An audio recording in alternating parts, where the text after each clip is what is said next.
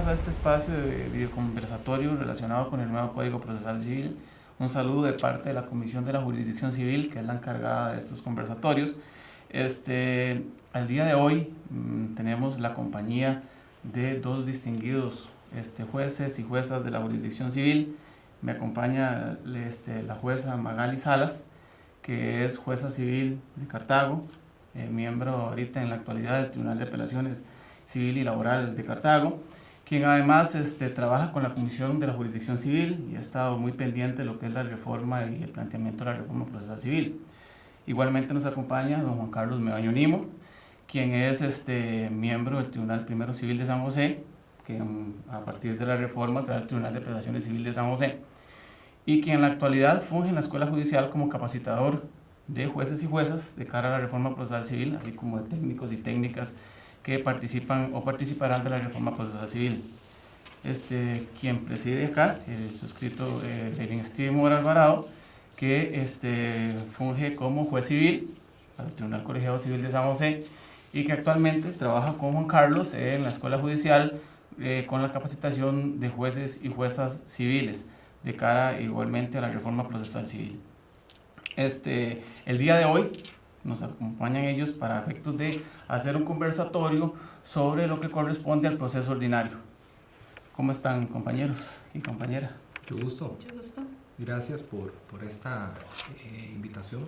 Esperemos que nos vaya muy bien. Yo creo que sí, ¿verdad? Estamos en familia, en compañía de dos gratos amigos y amigas, y a ver qué nos depara, ¿verdad? esta discusión.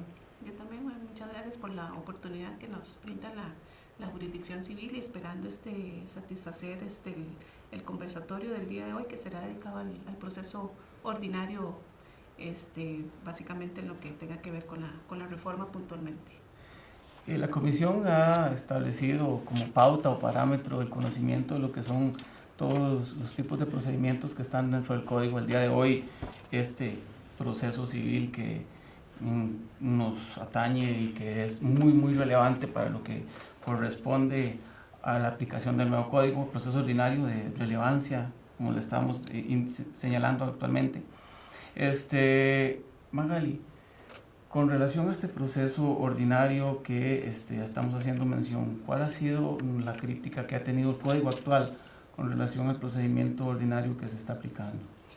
Bueno, el procedimiento ordinario actual, ¿verdad?, es quizás uno de los que mayor crítica puede tener en la materia civil por su lentitud, por ser un proceso que es el que consume una mayor parte del tiempo, procesos que se representan de año a año. No es un proceso que tenga una solución a corto plazo, sino que es un proceso que se dilata mucho en el tiempo, donde un principio de justicia pronta y cumplida realmente se ve muy de poco uso, muy de poca aplicación en el proceso ordinario.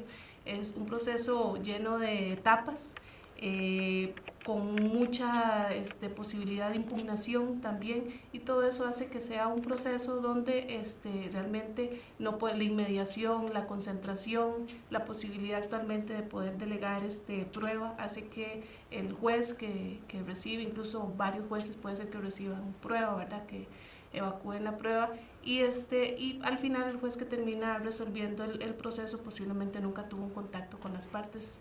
Eso, entre otros, muchas críticas que se le achacan al proceso ordinario actualmente, pero quizás gran problemática que tiene es lo extenso en el tiempo que viene a ser el proceso ordinario, quizás muchas veces por lo complejo que per se es ¿verdad?, o quizás por la misma tramitología se torna bastante perdura en el tiempo por mucho.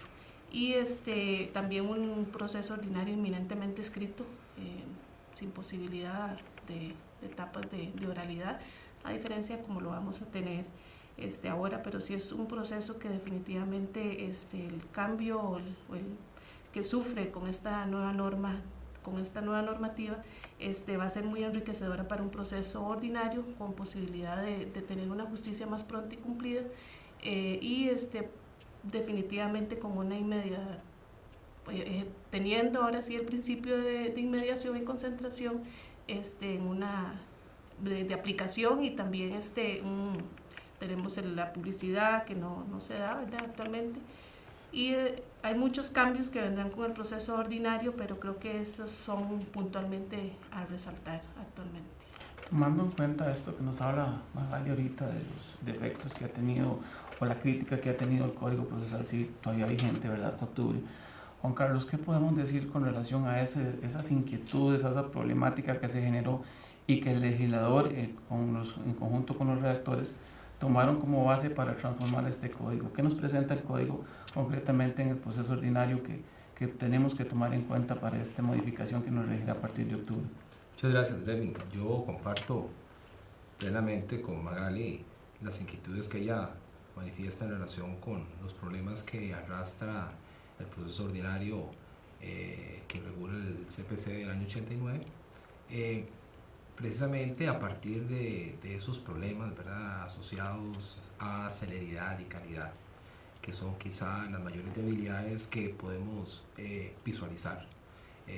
Es que entiende uno de la lectura hecha, ¿verdad?, de la comisión redactora y de todas las personas que participaron en la creación de este producto, la necesidad de cambiar el paradigma, de crear un modelo procesal capaz de acercarnos a una mayor celeridad, no una celeridad plena, pero sí una mayor celeridad con elementos de mayor calidad.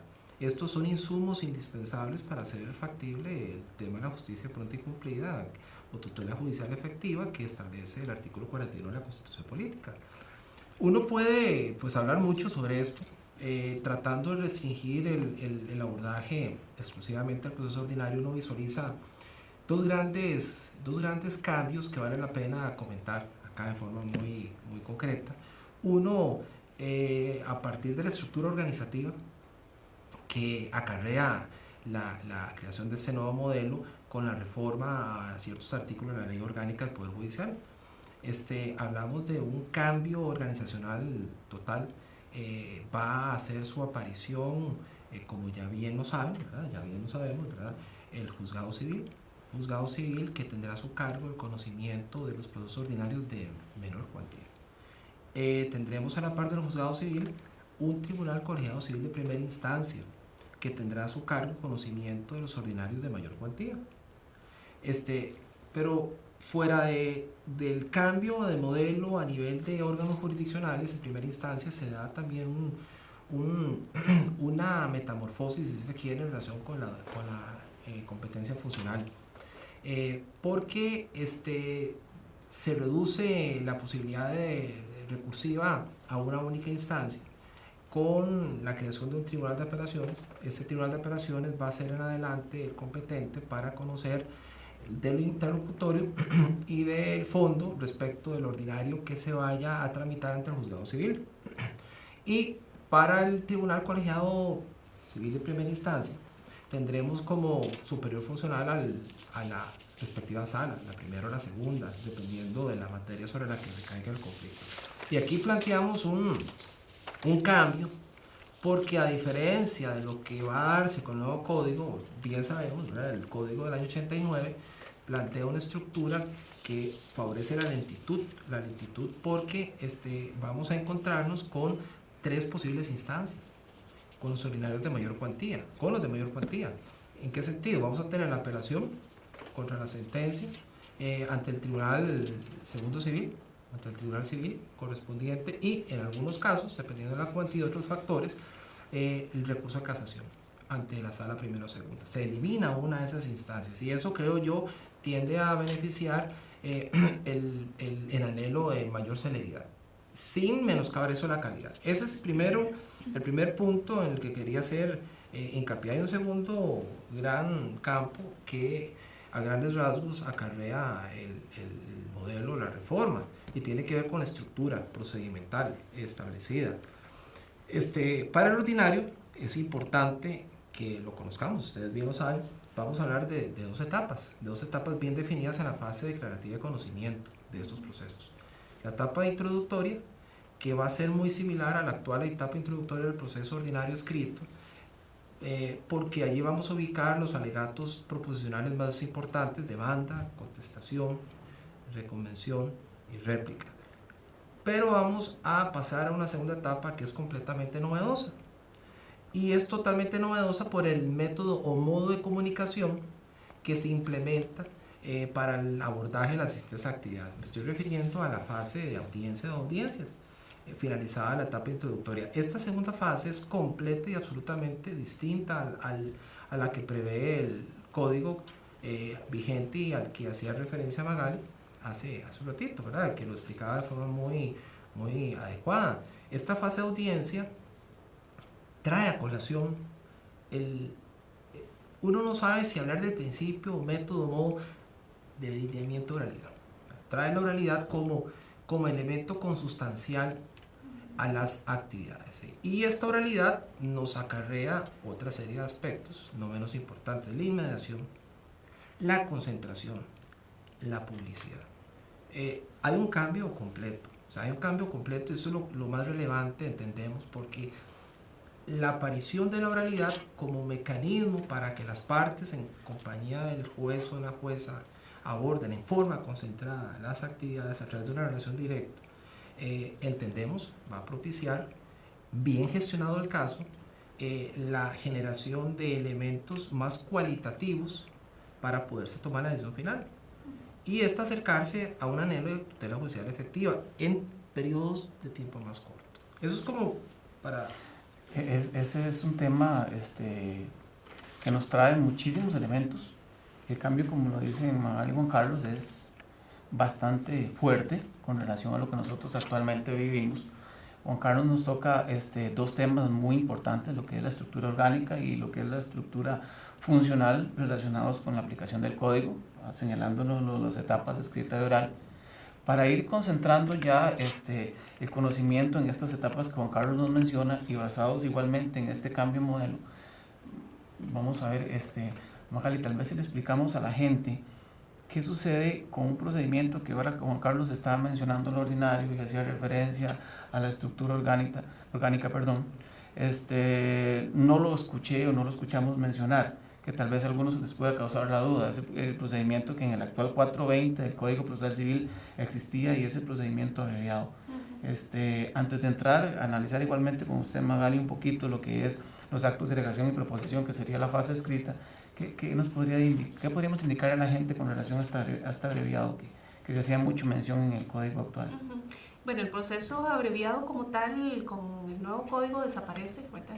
Ya no conoceremos el proceso abreviado como tal, sino que tendremos un proceso ordinario, y como bien lo indicaba Juan Carlos, un proceso ordinario de menor cuantía que va a ser conocido por un juzgado civil, y un proceso ordinario de mayor cuantía que está siendo conocido por el tribunal colegiado de primera instancia. Entonces ahí cualquier pretensión que no tenga una vía específica debidamente establecida con algún tipo de proceso, se estaría conociendo en la vía ordinaria, desapareciendo por completo aquella lista del 420, ¿verdad?, que categóricamente daba este tipo de pretensiones para ser conocida en la vía abreviada propiamente. Entonces el proceso abreviado desaparecería completamente a partir de la entrada en vigencia del nuevo código, y tendríamos ya un proceso ordinario equiparando lo que antes se podía conocer en ese proceso abreviado. Y con relación a estos actos de delegación y proposición que ahora se van a aplicar en la fase escrita de la que nos está hablando Juan Carlos, ¿qué cambios podríamos notar o qué elementos podríamos hacer notar relacionados con estas situaciones de la demanda, la contestación, la reconvención o la contestación a la recomendación, que estaban en el actual código también, pero que tiene algún tipo de modificación para el nuevo Código Procesal Civil? El nuevo proceso ordinario efectivamente pues tendrá, como lo apuntaba Juan Carlos, tendrá una fase escrita, que es básicamente estos actos de alegación y proposición, donde vamos a tener la demanda y la contestación, si el demandado contesta en forma negativa, ¿verdad? O podríamos ahí también tener lo que venimos con una no contestación, una contestación extemporánea o un allanamiento, o quizás una contestación negativa junto con una reconvención. Y tenemos esa parte oral propiamente del proceso ordinario, donde está concentrado para lo de las audiencias respectivas.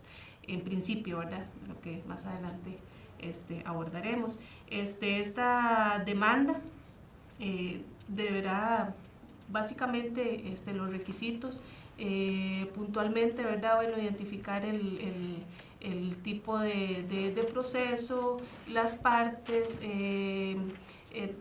viene definir concretamente los hechos, ¿verdad? Hecho uno a uno, ordenados, en la medida de lo posible que estén cronológicamente descritos, ¿verdad? Unos daños y perjuicios descritos con su causa, con su estimación, un fundamento jurídico, la pretensión concreta, clara, de lo que se pretende, una estimación, que ya ahora la norma dice una estimación que deberá hacerse en moneda nacional, ¿verdad? Y la designación del abogado director o un abogado suplente, es un facultativo, de lo que quizás más adelante tocaremos, la indicación de medio para notificaciones, la prueba, que se va, los medios de prueba que se estarán aportando al proceso, y básicamente en aspectos de demanda, una contestación que debe referirse a todos y cada uno de estos hechos, ¿verdad? Puntuales, referirse concretamente a la pretensión de la demanda, a la estimación si no estuviese de acuerdo el demandado deberá referirse. Con relación a eso de la estimación, ¿deberá presentar algo para oponer a la estimación como el actual incidente de objeción a la cuantía? ¿O tendremos algún tipo de modificación en cuanto a eso? No, en cuanto a eso tenemos una modificación. Ya el incidente de objeción a la cuantía, como actualmente lo conocemos, no será de aplicación con el nuevo ordinario. En realidad el demandado, en el momento en que contesta, deberá, si no está de acuerdo con la estimación, deberá en ese momento hacer la indicación y hacer la fundamentación de por qué no está de acuerdo con la estimación, ofrecer la prueba respectiva, y será en la audiencia preliminar precisamente donde se se establezca la fijación de la cuantía. Ahí se dice también, cuando no ha habido una objeción a la cuantía, significa, o cuando la estimación no ha sido objetada en la misma contestación, significa que se está de acuerdo. Incluso se dice que podría hasta por escrito fijarse la cuantía, o simplemente tener que desabacerse al no haber sido objetada por el demandado en la contestación, que es donde tiene que hacerlo, sin necesidad de un incidente. Se tendrá que desabacer la estimación del proceso. ¿Y en la contestación, Magali, varía algo en relación con el plazo para efectos de contestar? ¿Mantenemos un plazo similar o hay algún tipo de variación con relación a eso? Mantenemos el plazo de los 30 días, ¿verdad? Los 30 días para contestar el emplazamiento, y un plazo igual en caso de la reconvención. También tendríamos un plazo de 30 días. Una demanda defectuosa, también es importante apuntar esto, una demanda defectuosa, la prevención, ¿verdad?, de los 5 días, y da la posibilidad de que se pueda hacer una segunda prevención cuando se ve que la parte actora pretendió cumplir con la prevención, pero alguna situación quedó a criterio del juez que no fue debidamente cumplida. Podría dar un plazo adicional para que se cumpla ese defecto de demanda. Si un demandado no contesta durante el plazo, o eventualmente no contesta del todo, ¿cómo aplicaríamos en el código que nos va a regir a partir de octubre el efecto concreto de esa no contestación? Bueno, la declaratoria de rebeldía como tal ya no la tenemos en el código. No es una etapa como la tenemos actualmente, ¿verdad?, una declaratoria de rebeldía, sino que podría estar dando pie a dictar una sentencia ante esa falta de contestación, ¿verdad?, salvo como la misma norma lo indica, que exista un fraude procesal, que se esté contrariando el ordenamiento, algunos derechos indisponibles, en fin, ¿verdad?, alguna situación, o también que se requiera recabar prueba. Entonces ahí sí veríamos la posibilidad de señalar la audiencia respectiva. Perfecto.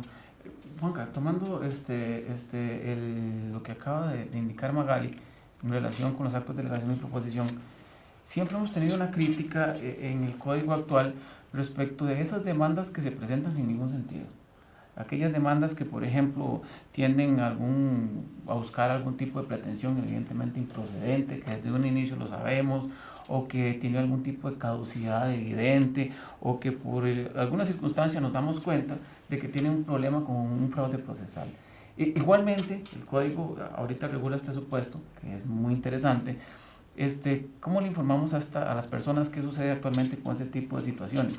Si habrá que esperar hasta un dictado de la sentencia para pasar todo lo que implica el procedimiento, los gastos y costos y demás, para llegar a resolver el punto, o hay alguna situación que nos podría ayudar a entender lo que eventualmente podría ocurrir en caso de que se presente. Una pregunta muy, muy relevante, viene al caso completamente. Efectivamente, este código, dentro de las novedades que nos trae, ¿verdad? Además de las planteadas por Magali, introduce la figura de la demanda improponible. Es una figura novedosa. ¿Por qué es novedosa? Porque el CPC del año 89 no la tiene. No la tiene. Comúnmente hemos estado habituados a tener que tramitar procesos sin ningún tipo de base sólida hasta sentencia, ¿verdad? Con el desgaste no solo a nivel del recurso humano, el tema del desgaste económico que acarrea. Creemos que la aparición de esta figura puede ayudarnos a mejorar el acceso a la justicia, o sea, a hacer una tutela judicial efectiva, porque tutela judicial efectiva no significa llevar el asunto siempre al dictado de sentencia, significa que uno como persona juzgadora, consciente de su rol, de ese rol activo que el Estado nos ha otorgado en el ejercicio de la jurisdicción, gestionemos, manejemos adecuadamente el caso desde el momento que se nos plantea. Magali nos ponía el ejemplo de los requisitos formales de la demanda, y estoy totalmente de acuerdo. ¿Qué es lo que deberá hacer la persona juzgadora cuando tenga al frente suyo un escrito inicial? Pues revisar una serie de condiciones o requisitos formales, las del 35.1 a las que hacía referencia la compañera, pero también tendrá que revisar la idoneidad sustantiva de esa pretensión. Ya no bastará con revisar que formalmente se cumplan los requisitos a efectos de dar el trámite correspondiente, que sería emplazar por 30 días o hacer la prevención por 5, con la posibilidad de hacer una segunda prevención en situaciones muy excepcionales. No. Podría ocurrir que formalmente la pretensión esté bien planteada, y no obstante eso, exista una situación de fondo que evidencie que esa demanda es improponible. Eso, con una adecuada gestión, nos tendría que llevar en el adecuado manejo del caso a aplicar el 35.5, que en lo medular implica llevar el asunto al dictado de una eventual sentencia anticipada, en la que decretemos, si se dieran las circunstancias, infundada por improponible la demanda. Claro, este artículo establece una serie de causales taxativas, es de interpretación, entendemos, restringida, precisamente por los efectos jurídicos hacia los que apunta.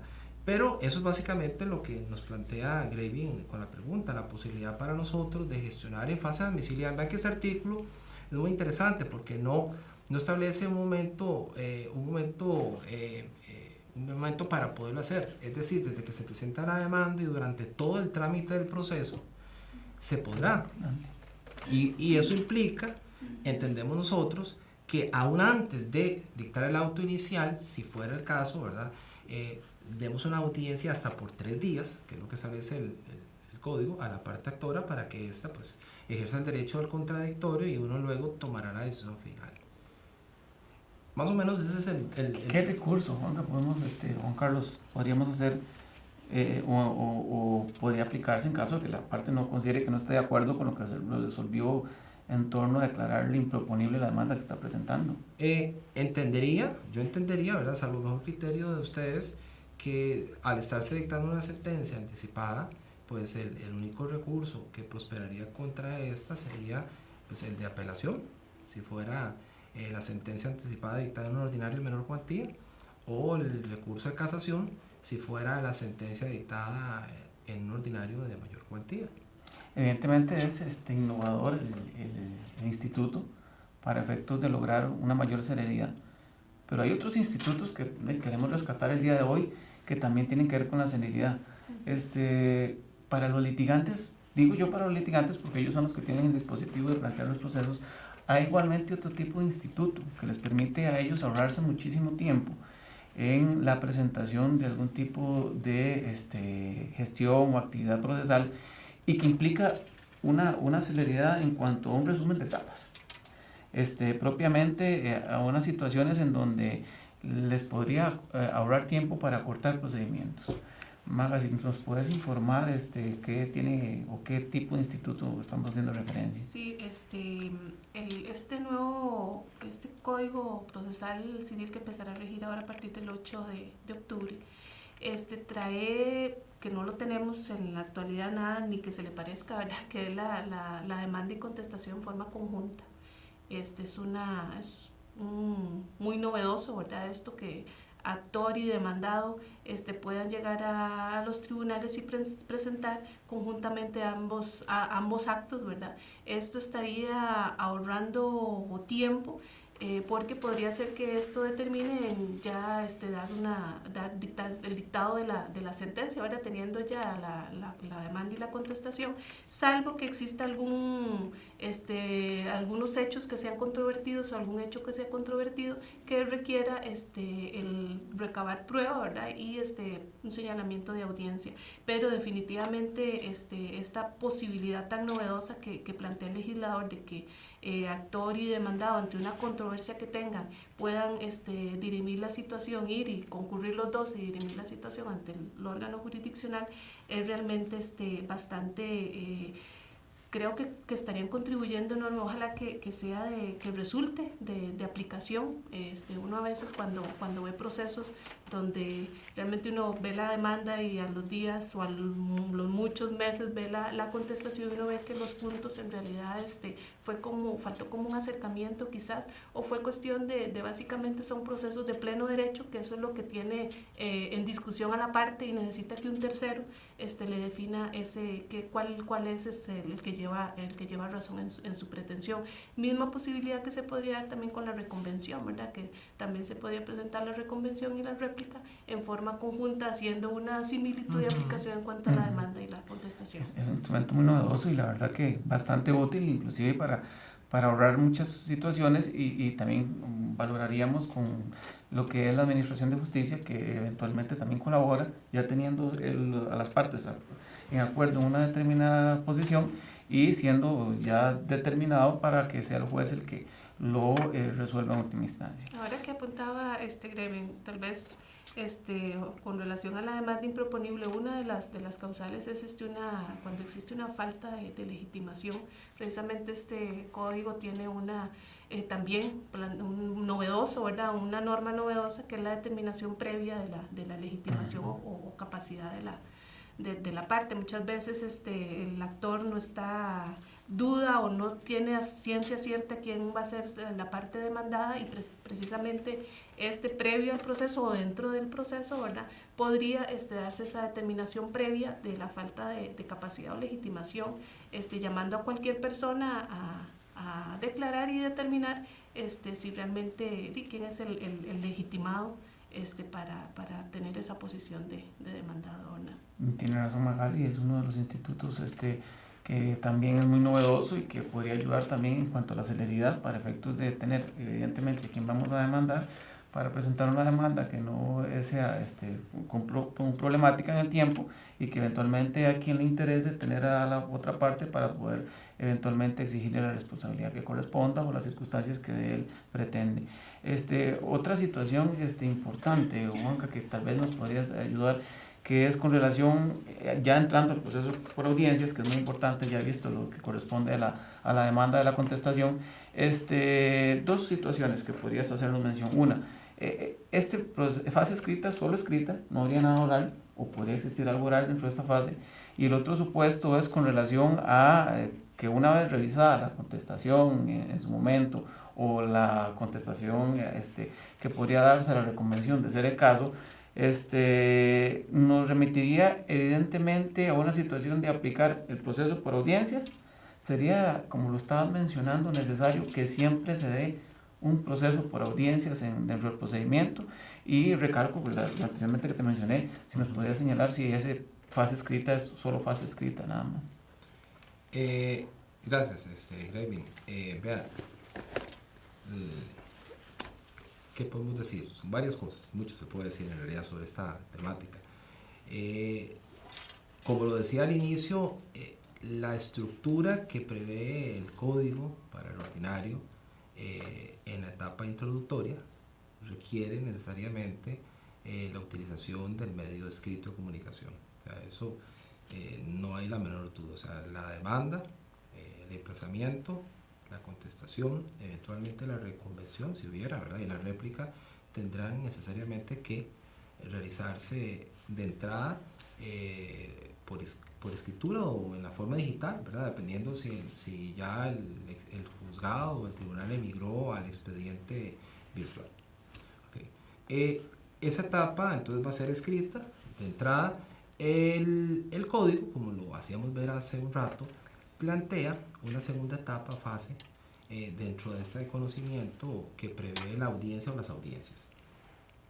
Para el ordinario, tanto el de menor como el de mayor cuantía, el legislador consideró necesario dos audiencias, la audiencia preliminar y la audiencia complementaria. Pues antes de entrar a analizarlas, lo que uno tendrá que definir una vez finalizada la etapa introductoria, que va a ser escrita necesariamente, es si se convoca o no se convoca a esta etapa, que sería la audiencia preliminar y posteriormente la complementaria, o tenemos que preguntarnos si será viable, ¿verdad?, con el nuevo esquema funcionar ambas en una sola audiencia, o, ¿verdad?, eventualmente prescindir del todo de esta etapa de audiencias, en cuyo caso estaríamos sustituyendo el medio de comunicación oral por uno de comunicación escrita, es decir, estaríamos reiterando la actividad escrita hasta el dictado mismo de la sentencia.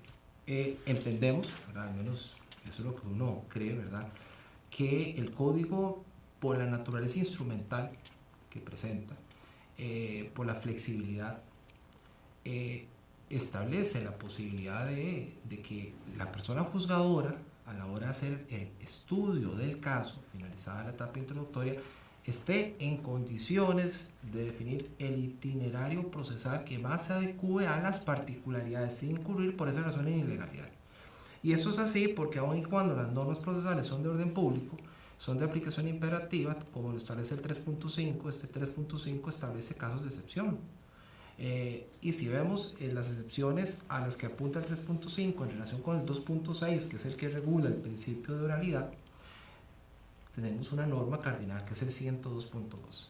Este artículo 102.2 del CPC establece expresamente la posibilidad para la persona juzgadora de, en el momento oportuno, dependiendo de la naturaleza de las circunstancias del proceso, por un ejemplo concreto, si no hubiera prueba que practicar, pero luego dice, o por cualquier otra razón, podrá prescindir totalmente de la etapa de audiencias o conservar una única de las dos audiencias a las que se ha mencionado ahora.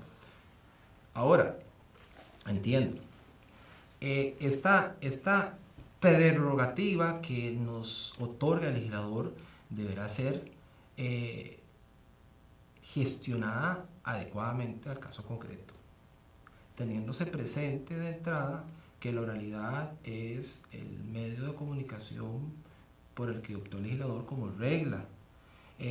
Y tan es así que el 2.6 nos establece que en caso de haber duda entre aplicar la oralidad y la escritura, tendríamos que optar por la oralidad, pero esos son casos de dudas. Pero habiendo una norma escrita que en forma expresa nos va a permitir hacer la dispensa, total o parcial, estará en nosotros, con el adecuado manejo del caso, ¿verdad?, de los antecedentes, definir qué es lo que más se ajusta a esas particularidades, teniendo a la vista, ¿qué cosa? Dos elementos fundamentales, que son los objetivos que en gran medida Magali hacía referencia al inicio: celeridad y calidad, sobre todo calidad. O sea, lo importante es que sea cual sea el trámite que sigamos, el lineal, que es el que nos conduce a una oralidad formal, o el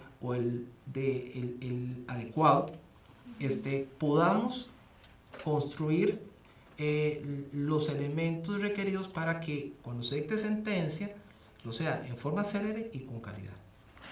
Eso es como lo decía Juanca, es un instrumento bastante importante, inclusive, como lo dice él, recalcando esa instrumentalidad del procedimiento, es algo que nos permite a nosotros tomar ciertas decisiones en concordancia con los intereses de las partes y los mismos elementos que ellos nos ofrezcan a partir de la que nos presenten la demanda de la contestación. Hago una observación ahorita, estoy completamente de acuerdo con Juan Carlos con relación al procedimiento evidentemente escrito de la primera fase.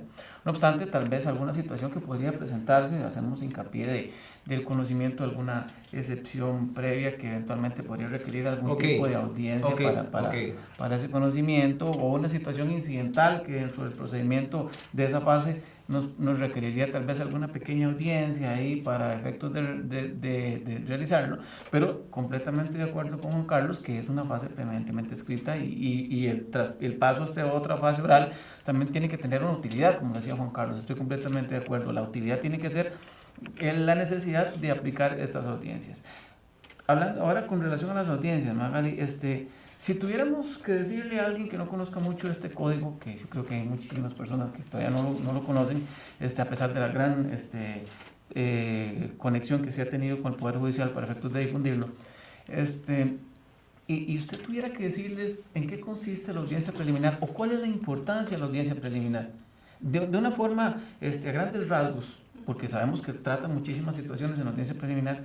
¿Qué podríamos indicarles tanto a los abogados como a los estudiantes o a las otras partes que conforman el Poder Judicial? ¿Qué significa esta audiencia preliminar, por lo menos en materia civil? Ajá. Bueno, la audiencia preliminar precisamente es una vez contestada la demanda, ¿verdad? Se señalará en la medida en que así sea necesario, ¿verdad? Ya haciendo las salvedades que hemos hecho. Se señalará esta primera audiencia, que es la audiencia preliminar. En esta audiencia tiene 10 puntos en concretos que el juez deberá de conocer sin perjuicio, ¿verdad? De que no tiene que ser sacramentalmente ir siguiendo paso a paso todos la lista que señala el artículo 102.3, sino que algunas pueden ser obviadas porque para el determinado caso pues no requiere ser conocido. Pero básicamente en esta audiencia el juez determinará el objeto del proceso, ¿verdad? Y informa a las partes cómo se va a desarrollar la audiencia.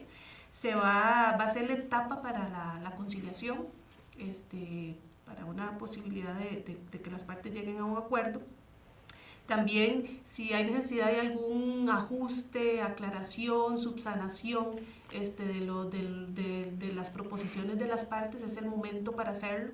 Si bien es cierto, hubo una etapa de subsanar defectos en demanda y también en la contestación, esta es otro momento que podría, si el tribunal lo considera necesario, tribunal que esta audiencia preliminar estará presidida o estará siendo realizada por un juez, ¿verdad? Es el que estará llevando a cabo esta audiencia. Entonces, si a criterio del juez existen omisiones o imprecisiones, situaciones oscuras, poco claras, es el momento para aclarar cualquier aspecto de las respectivas proposiciones de las partes. También vemos aquí que se va a conocer la contestación, ¿verdad?, al actor o al reconventor sobre las excepciones opuestas y la contraprueba la respectiva contraprueba que deba ofrecer. Posteriormente, vamos a resolver sobre la admisión de la prueba con relación a esta actividad procesal defectuosa o estas excepciones. Recibir esta prueba, si eventualmente hay que recibir pruebas sobre esta actividad o estas excepciones, pasar a resolver estas excepciones procesales o esta actividad procesal defectuosa que existiese. También aquí vemos que esta lista precisamente de llevar sacramentalmente la audiencia conforme la diseñó el legislador, puede ser que sufra algún cambio porque podríamos pensar que eventualmente se interpuso una excepción de litisconsorcio pasivo necesario, ¿verdad? una de las excepciones procesales. Y decimos, esta excepción podría, si no se hizo lo correspondiente con anterioridad y se está conociendo aquí en la audiencia, podría ser que la conozcamos de previo, ¿verdad? Para determinar, no seguir avanzando en las siguientes etapas si tenemos que efectivamente la litis no está debidamente integrada, y podríamos entrar a conocerla, y si en caso de que sea declarada con lugar, ¿verdad? Entonces ya tendríamos ahí para integrar al demandado o a los demandados que corresponda. Es oportunidad también para fijar la cuantía en caso de que haya sido objetada en su momento, no vía incidente, como ya lo explicamos antes, sino cuando el demandado ha hecho ver que no está de acuerdo con la misma. Se determina el objeto de debate, ¿verdad? Que es básicamente lo que es controvertido dentro del proceso. Se dispone sobre las pruebas. Este va a ser el momento para que el juez va a conocer las pruebas y determinar cuáles admite o rechaza, ¿verdad? La admisión de las pruebas, y se hace un señalamiento precisamente para la audiencia complementaria, y también en la oportunidad, en caso de conocer sobre alguna medida cautelar, es el momento también en la audiencia preliminar. Básicamente a grandes rasgos, ¿verdad? Sin detenerse mucho en cada una de las respectivas etapas, pero esta es básicamente la estructura de lo que se podría estar conociendo en la audiencia preliminar. Como vemos, toda esta concentración que se da en la audiencia preliminar actualmente estamos hablando de meses, ¿verdad? En un proceso ordinario, cuando aquí se espera que lo tengamos concentrado en una audiencia que puede darse no implica una única audiencia en la mañana, podría ser que se programe para la tarde o para un día siguiente, pero sí, definitivamente es una concentración de actuaciones. Excelente, eso es demasiado importante. Ahorita Magali nos hacía recordar también de que un tema que habíamos dejado de lado, que era la situación de la dualidad en cuanto a las excepciones de carácter procesal y material, y conocimiento de cada una de ellas. Hacemos hincapié en esto que dijo Magali, es importantísimo esa concentración para ser conocido, saneado, limpiado el procedimiento, fijado el objeto y preparado igualmente con relación a las pruebas para la audiencia complementaria. Audiencia complementaria, Juan Carlos, que le vamos a preguntar a usted, si tuviera que igualmente hacer el mismo ejercicio de definir qué es la importancia de esta audiencia complementaria, qué podemos rescatar de la audiencia complementaria, dentro de la misma situación que acabamos de mencionar, ¿qué nos indicaría Juan Carlos Meoño que podríamos hacer para efectos de entender esa audiencia complementaria? Gracias, Grepi. Bueno, en realidad, como bien lo apuntaba Magali, la audiencia complementaria viene a ser la continuación de la actividad preparatoria desplegada en la audiencia preliminar. No se podrá iniciar la audiencia complementaria sin antes haberse abordado con la audiencia preliminar oralmente o por escrito, si se hubiera prescindido de la oralidad, cuando menos la definición del objeto de debate y la admisión de pruebas. Esos son los dos elementos medulares que van a ser el insumo que le va a permitir al juzgado o al tribunal, actuando de forma colegiada, abordar esas actividades. Objeto de debate, hechos controvertidos, como bien lo dijiste, ¿verdad? Hechos no controvertidos, la pertinencia, la prueba admisible o no admisible con base en los criterios de admisibilidad del 41.3. Eso quedó definido, adquirió firmeza y establece el punto de arranque. Ahora, el 102.5 del CPC establece de entrada tres probables actividades que tendrán lugar en este espacio temporal. La primera, la producción de la prueba, es decir, dependiendo de lo que se haya admitido, o sea, se admitió testimonial, se admitió pericial, se admitió el reconocimiento, pues en esta primera etapa de la audiencia complementaria el tribunal participará directamente en la producción en el mismo despacho o trasladándose al lugar donde se ubique el elemento probatorio, dependiendo de las circunstancias, situación en la que no va, ¿verdad? El código, ¿verdad? Establece una excepción al tema de la competencia territorial, precisamente para mantener la inmediación vigente. Entonces, eso es lo primero, ¿verdad? Realizar la prueba activamente con la participación de las partes, de sus abogados o los apoderados, si solo hubieran llegado a estos. Allí es donde vamos a ver cabalmente materializado ese anhelo de relación inmediata, que es el contenido de la inmediación procesal que regula el 2.7. El tribunal va a ir adquiriendo personal y directamente esa información, va a poder ir filtrando los datos útiles, necesarios y pertinentes para luego poder tomar la decisión final, y la prueba se irá practicando en el orden que se haya fijado en la audiencia preliminar, ¿verdad? Sin menoscabo de que por alguna circunstancia X o Y, ese orden fijado preliminarmente tuviera que modificarse. Aquí nada es pétreo, o sea, la flexibilidad y la instrumentalidad deben estar a la mano del juez para favorecer el acceso a la justicia de los abogados ante situaciones justificadas. Bueno, esa es la primera etapa de la audiencia complementaria. La producción de ¿qué? Pues de los datos que le va a servir al tribunal como insumo para luego definir el considerando hechos probados y no probados de la sentencia. O sea, ¿qué más importante que esa cercanía o relación con los elementos? Luego, una vez finalizada esta primera etapa, entramos a una segunda que plantea la recepción de las conclusiones a viva voz de los abogados. Es una segunda actividad que establece el código. Y la tercera, y no menos importante, ¿verdad?, como lo prevé el 102.5, es la fase de deliberación en la que va a ingresar el tribunal y el dictado mismo de la sentencia en los plazos, en alguno de los dos plazos que establece el 61.1, si no me traiciona la memoria, del Código Procesal Civil, que nos habla de 5 días o de 15, dependiendo de si el asunto se calificó o no como complejo. Ok, perfecto. Es una explicación como... Y nos lleva el tiempo igualmente, que estamos con el tiempo necesario para efectos de verificar estas situaciones, muy bien detallada de parte de Juan Carlos. Tal vez una situación que a veces nos genera duda con el código y es en relación al alegato de apertura, que no está directamente o inmediatamente regulado dentro de los elementos del código, pero que dentro de los estudios que hemos realizado, tanto en capacitaciones como con las distintas personas que han participado de los estudios del código, inclusive de la redacción del código, se ve como posible el planteamiento de un alegato de apertura para informar de que eventualmente podría tratarse la prueba que se va a evacuar en el proceso. Sería un instrumento tal vez relacionado con la publicidad para que las personas que estén ahí se den cuenta de lo que va a tratar el proceso, se den cuenta de lo que el juez tiene que analizar y poner atención en el procedimiento, y algún tipo de información para los jueces y igualmente de las partes para demostrar cuál es su teoría en relación con el procedimiento que se están planteando. Son temas demasiado importantes, y en relación tal vez con esto del ordinario, Magali, ¿qué podríamos hablar de los recursos que podrían plantearse contra esta sentencia en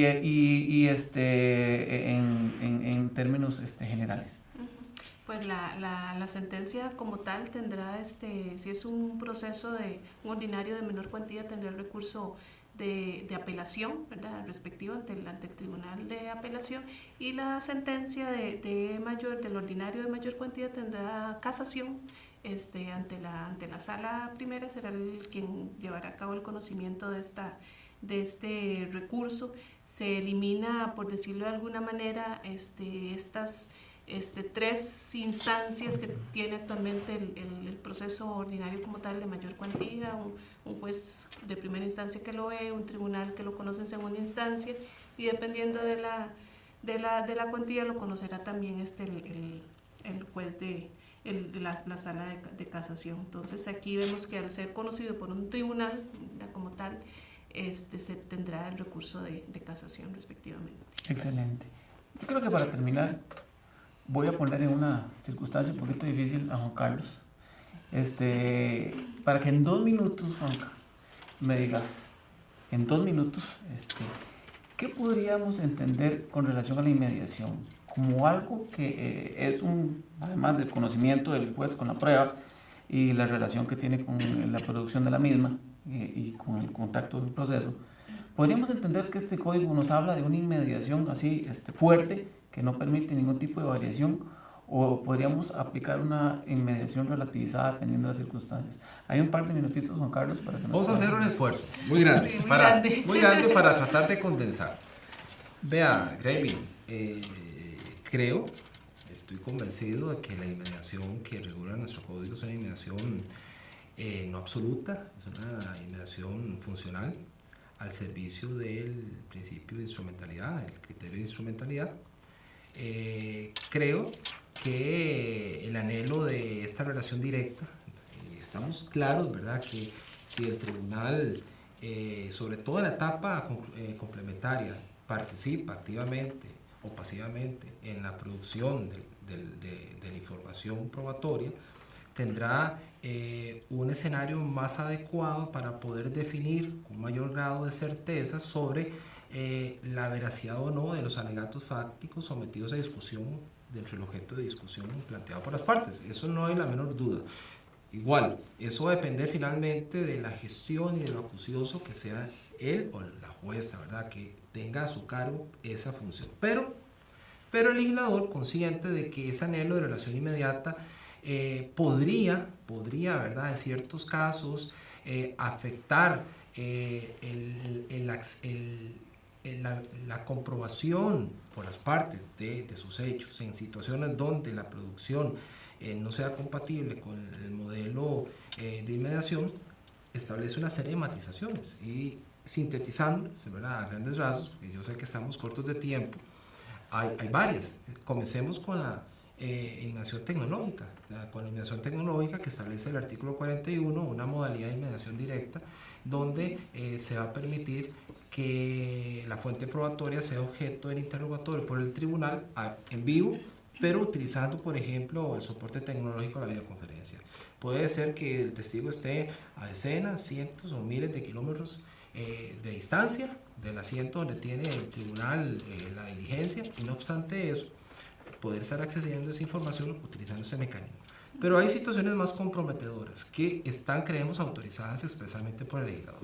Está el tema del exhorto a autoridad en el extranjero para que en casos excepcionales, o aquí el tema de la excepcionalidad es fundamental tenerla presente, pueda pedirle a esta autoridad, cuando no hay posibilidad de utilizar el soporte, los medios tecnológicos, ni poder el tribunal desplazarse, para que la autoridad pueda recibir la prueba, y lo que nos va a estar enviando finalmente es el soporte, que podría ser el acta escrita o el soporte en audio, que se hubiera utilizado para practicarla en el país donde hubiera estado radicada la fuente. Vean que ahí hablamos de una relación mediatizada, porque el tribunal no habrá tenido participación en la producción de la información, y no obstante eso, la apreciará en sentencia accediendo al soporte. Otro supuesto es el de la prueba anticipada del artículo 49. Podría ocurrir que se solicite el anticipo de prueba en el juzgado, se accede al anticipo de prueba por la justificación dada, se presenta la demanda en ese modo juzgado, llegado a la audiencia preliminar se admite la prueba porque se demostró la situación del 49, resulta que el juez o la jueza que acaba realizando la audiencia complementaria no es el juez o la jueza que practicó esa prueba, situación de relación mediatizada. O sea, esta otra persona estará dictando el fallo con acceso en un soporte sin haber participado activamente. No habrá habido una relación directa tal cual la establece el 2.7. Tema de la prueba trasladada, la figura de la prueba trasladada, bien aplicada, con una gestión adecuada del caso, podría suplir una serie de situaciones de imprevisión que se lleguen a presentar durante el desarrollo del proceso. Pongo uno de los tantos ejemplos que no deja de ser polémico. Pensemos que está en desarrollo la audiencia complementaria con el juzgado. Es un juez o juez unipersonal. Ya ha practicado parte de la prueba y en cierto momento sufre un imprevisto que lo obliga a apartarse, no puede seguir, sufrió un quebranto de salud, entonces viene el sustituto o la sustituta. Entonces lo primero que tiene que plantearse esta persona es, bueno, ¿qué hago? ¿O qué hace esta persona con la prueba que fue producida ante un juez o jueza distinta. Allí no hay relación directa ya. O sea, no hay relación directa en la forma como lo plantea el propio código. O sea, tendrá forzosamente que repetir esa prueba o podrá, dependiendo de las circunstancias, utilizarla. Entendemos que con una gestión del caso, analizando cada una de las situaciones que se llegan a presentar, podría aplicar la figura de la prueba trasladada, de considerar innecesario volverla a practicar, o en los casos en los que fuera imposible volverla a practicar, habiendo constatado que se le garantizó el derecho de participación a las partes, trasladarla e incorporarla y reproducirla potestativamente, ¿verdad? El registro. Y así por el estilo hay otros supuestos, ¿verdad? Unos menos polémicos, otros más polémicos, que buscan hacer de la mediación lo que uno cree que es un instrumento al servicio de la justicia, pero sin llevarlo a un nivel de absolutismo. Excelente este tema, que da para muchísimo. Estos temas del ordinario que dan para muchísimo son temas que posteriormente podríamos eventualmente tratar en distintos escritos, o eventualmente algún tipo de situaciones que nos permitan reunirnos nuevamente. Pero el día de hoy hemos quedado con muchísimos elementos que podrían implicar para las partes un deseo de conocer más, y eso es lo que busca actualmente la jurisdicción civil, de la Comisión Civil. Exactamente, en este caso, la Comisión de la Jurisdicción Civil busca generar en las personas la idea de buscar más información y darles una pequeña pincelada de lo que corresponde al proceso ordinario. Bueno, creo que por el día de hoy es todo. Agradecemos muchísimo la participación de Magali, de Juan Carlos. Se despide suscrito o la persona que ha dirigido la audiencia, y por lo demás damos por finalizada este pequeño conversatorio que tuvimos el día de hoy. Muchas gracias. Gracias. Muchas gracias por la